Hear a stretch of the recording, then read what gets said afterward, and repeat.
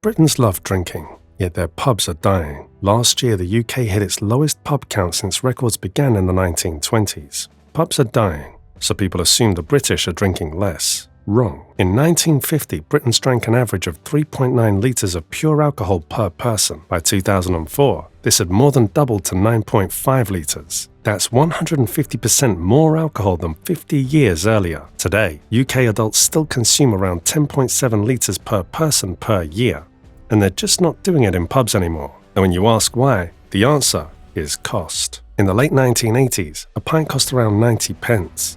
Today, it's closer to £5. In London, some reach £9.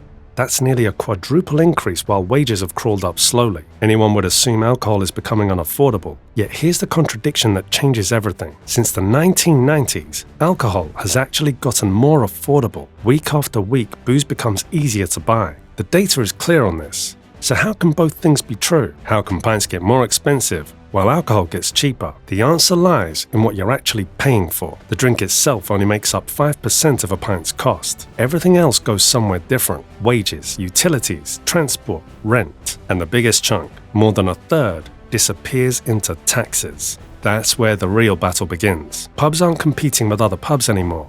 They're fighting cocktail bars, off-licenses, and most dangerously, supermarkets. And supermarkets have figured out a trick the pubs can never use. It starts with a tax rule designed to help struggling businesses. Normally, shops add 20% tax to what they sell, but there's an exception. If something sells at a loss, that tax vanishes. Supermarkets exploit this ruthlessly.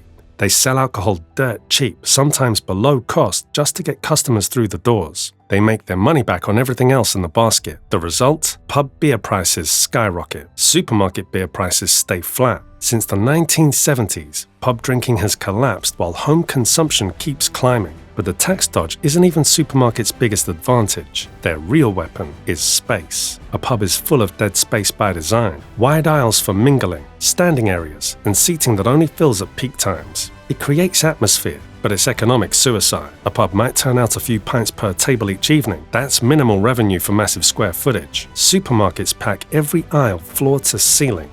Hundreds of units shift daily from the same space a pub uses for 3 tables. As rents explode, squeezing revenue from every square foot becomes survival. Supermarkets are built for this.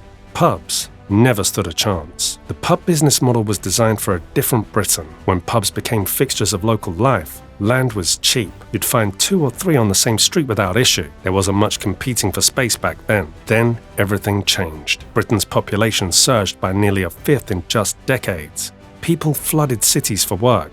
Housing prices increased almost 5 times within a generation, and pubs, with their inefficient use of space, became sitting targets. In the late 1980s, the average pub landlord paid around £7,000 yearly in rent. Today, it's closer to £37,000. More than a fifth of a pint's cost now goes straight into covering rent. Margins that were already razor-thin got crushed completely. Developers spotted an opportunity.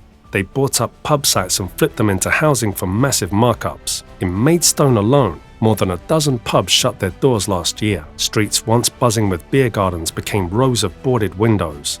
The pattern repeated across Britain. Rising population should save businesses, not kill them. More people mean more customers, which offsets higher rents. It's why corner shops and barbers survive. Everyone needs groceries and haircuts regardless of where they're from, but pubs require something specific: people who drink. Many of the UK's largest post-war migrant communities came from cultures where alcohol is forbidden or discouraged. Islam prohibits it entirely. Sikhism and certainly Hindu traditions strongly discourage it. Even conservative Christian denominations from West Africa drink far less than the British average. Since the 1980s, these populations have grown from about 800,000 to over 4 million. That's roughly a third of Britain's total population growth. This influx pushed property values higher. It didn't bring customers through pub doors though. Tower Hamlets and Newham tell the story clearly. The Muslim population there grew from under 5% in the 1980s to around 35 to 40% today. Nearly half the pubs closed over the same period. Look across London boroughs with large non-drinking communities and you'll see the same pattern. The closures follow demographic contours almost perfectly. For landlords watching their customer base shrink while rent climbed, selling to developers made more sense than staying open. The economics stopped working. Want more on Britain's hidden shifts? Hit subscribe. Blaming demographics misses the biggest shift. British culture itself moved on. 80 years ago, payday meant one destination, the pub. In the 1950s, more than 10% of household spending went to alcohol and tobacco. Today, that figure sits at 3%. It's not just about affording less. There are simply more options now. Streaming services, holidays abroad, and restaurants. Money flows in different directions, and younger generations have rewritten their priorities completely. Instead of shared spaces like pubs, time and money go into personal improvement. Gyms, yoga classes, mindfulness apps, side hustles. The pub used to serve a social function that doesn't exist anymore. For decades, it was where you met your mates and new people. A few drinks at the bar, and that's how relationships started. Dating apps killed that entirely. Today, more than half of young adults in the UK have used a dating app.